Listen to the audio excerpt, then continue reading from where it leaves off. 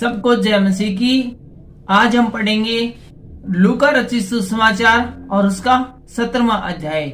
और इस अध्याय में हम देखेंगे ठोकर का कारण बनना, विश्वास एक दास का कर्तव्य, और साथ साथ हम देखेंगे कोढ़ के 10 रोगियों को चंगा करना, परमेश्वर के राज्य का आवागमन भी हम आज के अध्याय में देखेंगे। इससे पहले कि आज के इस अध्याय को हम शुरू करें, आज के इन वचनों के लिए लूका रचित सुसमाचार उसका 17वां अध्याय के लिए प्रेयर करेंगे पास्टर सैमुअल कुट्टी जी। तो आइए पास्टर जी आज के वचनों के लिए प्रेयर कीजिए। सर्वशक्तिमान दयालु अनुग्रहकारी परमेश्वर, हम आपको धन्यवाद करते स्तुति करते सुंदर समय के लिए प्रभु जी। आपके चरणों पर बैठकर प्रार्थना करने के लिए प्रभु ने मौका दिया। हमारे भाई रमेश के लिए धन्यवाद करते प्रभु जी। परमेश्वर के वचन से सुनाने जा रहे प्रभु जी, उनके साथ रहना प्रभु जी। इस वचन का सेवा के द्वारा प्रभु जी सुनने वाला सब लोग आशीष पाने के लिए प्रभु मदद करे, सहायता करे प्रभु जी। इस मीडिया के द्वारा प्रभु जी आपके वचन लोगों के पास पहुंचाने के लिए प्रभु अपने भाई को प्रभु, अपने दास को प्रभु मदद करे, सहायता करे प्रभु जी। इस सेवा को प्रभु आपके हाथों में सौंपता प्रभु जी। आप जो चाहते प्रभु जी उनके द्वारा प्रभु आपके नाम की महिमा होने के लिए प्रभु मदद करें। प्रार्थना सुना इसलिए धन्यवाद करते हैं, यीशु मसीह का नाम से मांगते हैं, आमीन। थैंक यू पास्टर जी। आइए शुरू करें आज का लूका रचित सुसमाचार उसका 17वां अध्याय। तो इसकी पहली आयत में लिखा है ठोकर का कारण बनने के बारे में। फिर यीशु ने अपने चेलों से कहा, हो नहीं सकता कि ठोकरें न लगे, परंतु हाय उस मनुष्य पर जिसके कारण में आती है। यहाँ पर यीशु मसीह बताते हैं कि ठोकरों को लगना तो बहुत ही जरूरी है, आवश्यक है, क्योंकि ऐसा तो होना ही है। लेकिन उस मनुष्य पर हाय जिसके कारण ये लगती है। जो इन छोटों में से किसी एक को ठोकर खिलाता है, उसके लिए यह भला होता कि चक्की का पाट उसे गले में लटकाया जाता और वह समुद्र में डाल दिया जाता।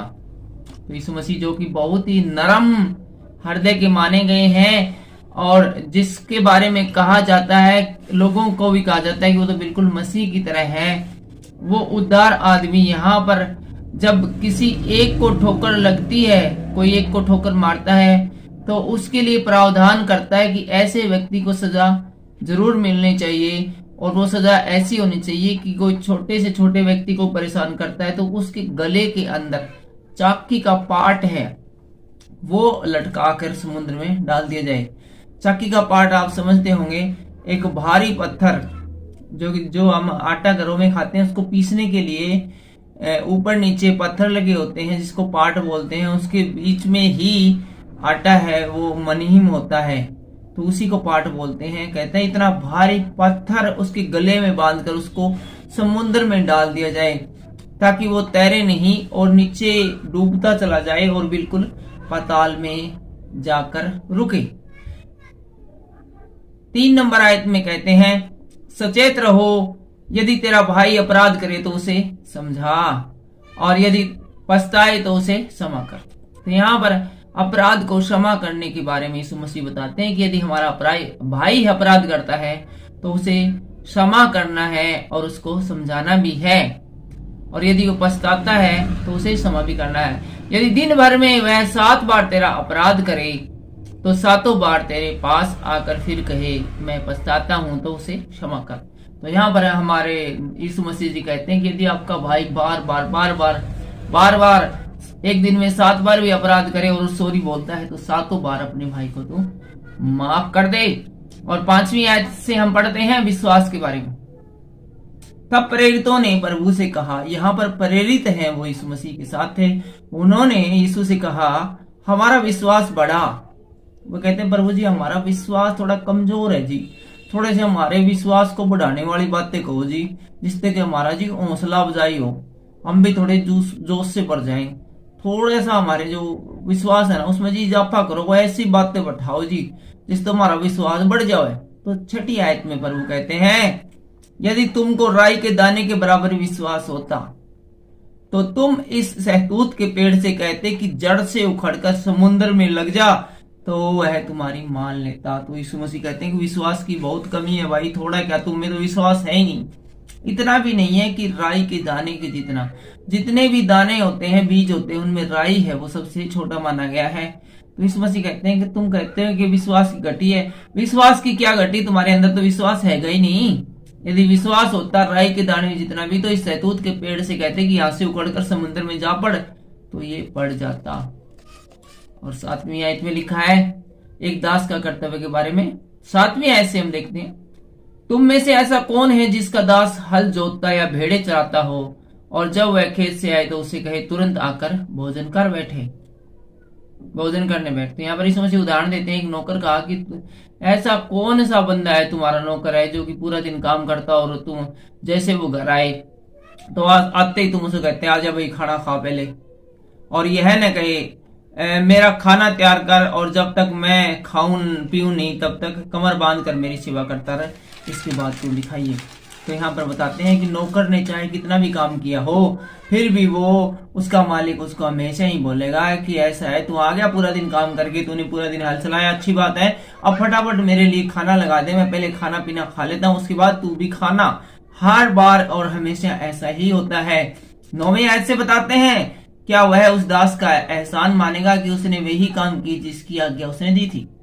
तो यहाँ पर बताते हैं कि दास जो काम करते हैं, नौकर जो काम करते हैं, कर्मचारी जो काम करते हैं, वो काम करके किसी प्रकार का एहसान अपने बॉस पर, अपने मालिक पर नहीं करते हैं, क्योंकि इसके बदले में वो ऑलरेडी सैलरी पाते हैं। इसी रीति से तुम भी जब उन सब कामों को कर चुको जिसकी आज्ञा तुम्हें दी गई है, तो कहो हम निकम्मे दास है, जो हमें करना चाहिए था केवल हमने वही किया।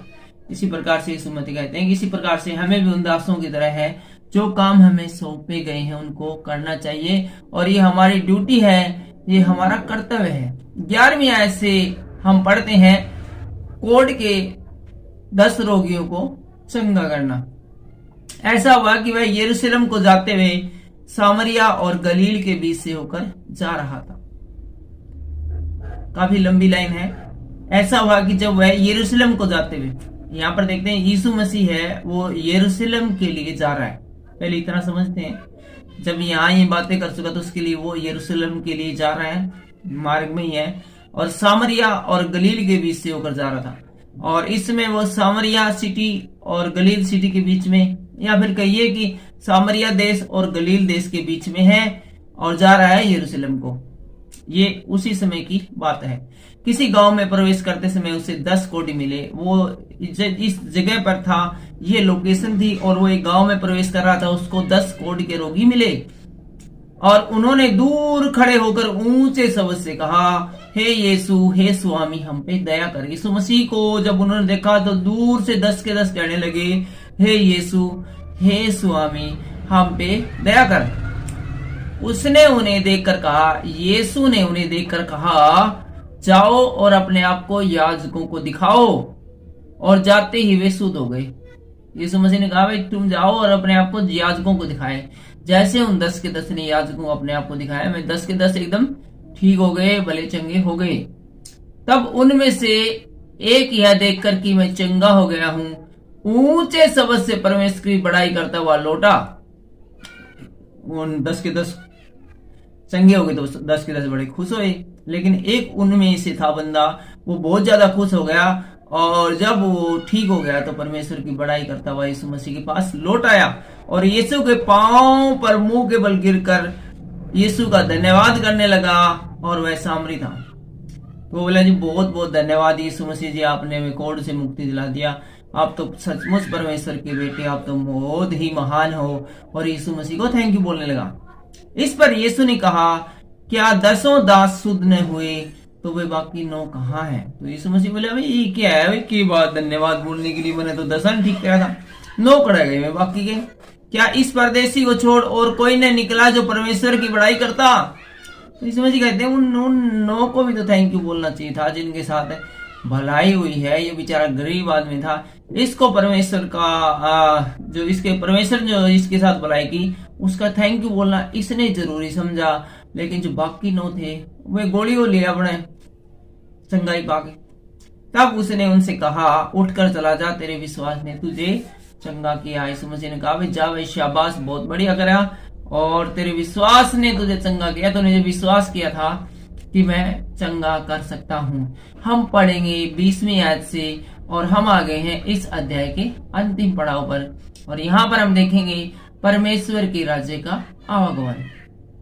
जब फरीसियों ने उससे पूछा कि परमेश्वर का राज्य कब आएगा, तो उसने उनको उत्तर दिया। यहाँ पर फरीसी हमें पूछने लगे इसी मसीह से कि यीशु मसीह जी, आप बार बार कहते रहते परमेश्वर का राज्य, परमेश्वर का राज्य, परमेश्वर का राज्य। अरे यो आवागा कद परमेश्वर का राज्य, ये तो बता दे, कद आवागा यो परमेश्वर का राज्य।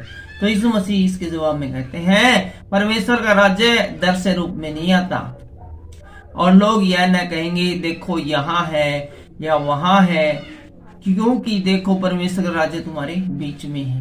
तो कहने का मतलब यही था यीशु मसीह का कि जो मैं जो खड़ा हूं तुम्हारे सामने, मैं परमेश्वर का राज्य ही तो हूं।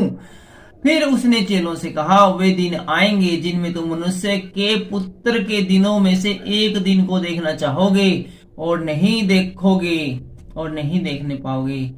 तुम लोग तुमसे कहेंगे देखो वहां है या देखो यहाँ है, परंतु तुम चले न जाना और न उनके पीछे हो लेना। लेकिन बहुत सारे लोग तुम्हें भरमाएंगे और कहेंगे कि यीशु मसीह यहाँ पर है, यीशु मसीह वहां पर है, यीशु मसीह का हमने दिल्ली में देखा, यीशु मसीह तो परसों कलकत्ता में देखा हमने।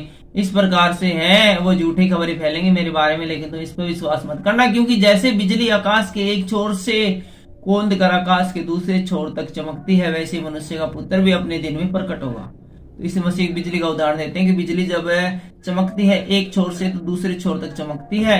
इसी प्रकार से मनुष्य का पुत्र तो आएगा ही आएगा दोबारा इस दुनिया में, परंतु पहले यह अवश्य है कि वह बहुत दुख उठाए और इस युग के लोग उसे तुच्छ ठहरे। लेकिन उसके पहले ये बहुत जरूरी है कि बहुत दुख उठाए और लोग उसे बेकार समझे, तुच्छ समझे। जैसा नूह के दिनों में हुआ था वैसा ही मनुष्य के पुत्र के दिनों में भी होगा। तो यीशु मसीह याद दिलाते हैं कि जैसा नूह के दिनों में हो गया था ना, वैसा ही मनुष्य के पुत्र के दिनों में भी होगा। जिस दिन तक नूह जहाज पर न चढ़ा उस दिन तक लोग खाते पीते थे और उनमें विवाह होते थे, तब जल पड़ने आके उन सबको नष्ट कर दिया। यीशु मसीह बताते हैं कि सब लोग जब तक नूह का जहाज बनकर तैयार नहीं हुआ, इतने लोग पूरे काचे काट रहे थे, जमा बैंड बाजा बजा रहे थे, डीजे बजा रहे थे, नाच रहे थे, अपने आराम से फेसबुक, ट्विटर, यूट्यूब देख रहे थे और सब अपने आप में मगन थे। लेकिन जब नूह जहाज के अंदर चढ़ गया तो जल पड़ने ने वो सब कुछ नष्ट कर दिया। लोग इस बारे में सोचते भी नहीं थे कि इस प्रकार से भी ये दुनिया खत्म हो जाएगी। और जैसा लूत के दिनों में हुआ था कि लोग खाते पीते, लेन देन करते और पेड़ लगाते और घर बनाते थे, परंतु जिस दिन लूत सदोम से निकला उस दिन आग और गंधक आकाश से बरसी और सब कुछ नष्ट कर दिया। इसी प्रकार से यीशु मसीह दिलाते हैं कि लूत के समय भी ऐसा हुआ था। जब तक वो नगर सदोम और अमोरा से निकल नहीं गया था तब तक लोग है वो खाते पीते ऐस मौज मार रहे थे। जैसे वो बाहर निकला था, स्वर्गदूत उसे हाथ पकड़कर बाहर ले गए थे, उसी समय गंधक की बरसात आकर उस पूरे नगर को किस प्रकार से नष्ट हो गया था। मनुष्य के पुत्र के प्रकट होने के दिन भी ऐसा ही होगा। तो यीशु मसीह कहते हैं कि जब मनुष्य का पुत्र प्रकट होएगा तब बिल्कुल सेम इसी प्रकार की घटना है वो घटित हो जाएगी। 31वें हम देखते हैं, उस दिन जो छत पर हो और उसका सामान घर में हो तो वह उसे लेने न उतरे, और वैसा ही जो खेत में हो पीछे न लौटे। लूत की पत्नी को स्मरण करो, जो कोई अपना प्राण बचाना चाहे वह उसे खोएगा, और जो कोई उसे खोए वह उसे जीवित रखेगा। तो यहाँ पर यीशु मसीह बताते हैं कि लूत की पत्नी की बात याद रखियो। उसने पीछे मुड़ के देखा था कि किस प्रकार से सदोम और अमोरा का नाश हो रहा है और वो नमक का खंबा बन गई थी। इसी प्रकार से तुम भी गलती मत करियो, मुड़ के मत देखियो कि कौन कैसे किस प्रकार से नष्ट हो रहा है। ठीक है, सब तुम अपने काम से काम रखियो, अपने तुम परमेश्वर के राज्य की खोज में लगे रहो। मैं तुमसे कहता हूं कि उस रात दो मनुष्य एक खाट पर होंगे, एक ले लिया जाएगा और दूसरा छोड़ दिया जाएगा। तो यहाँ पर बताते हैं कि कहीं पर यदि खाट पर किसी में दो मनुष्य हो तो उनमें हो सकता है एक स्वर्ग में जाने के लिए हो और एक नरक में। जो स्वर्ग में जाने के लिए होगा उसे ले लिया जाएगा, और जिसको नरक में भेजना है वो वहीं पर बर्बाद हो जाएगा, नष्ट हो जाएगा, मर जाएगा। दो स्त्रियां एक साथ चक्की पीसती होंगी, एक ले ली जाएगी और दूसरी स्त्री छोड़ जाएगी। इसी प्रकार से मान लो कि दो स्त्रियां हैं वो आराम से यूट्यूब देख रही होंगी, तो एक को तो ले लिया जाएगा क्योंकि उसको स्वर्ग के लिए चुन लिया गया है, लेकिन दूसरी को जो नरक में जाएगी वहीं छोड़ दिया जाएगा ताकि वो मारी जाए। दो जन खेत में होंगे, एक ले लिया जाएगा और दूसरा छोड़ दिया जाएगा। इसी प्रकार से मान लो कि दो जन खेत में हुए तो एक तो वही रह जाएगा और जिसको स्वर्ग में ले जाना है उसे ले लिया जाएगा। यह सुनकर उन्होंने उससे पूछा, यह सुनकर जो फरीसी थे उन्होंने यीशु से पूछा, हे प्रभु यह कहाँ होगा? तो यीशु ने उनसे कहा, जहां लोथ हो वहां गिद्ध अवश्य इकट्ठे होंगे।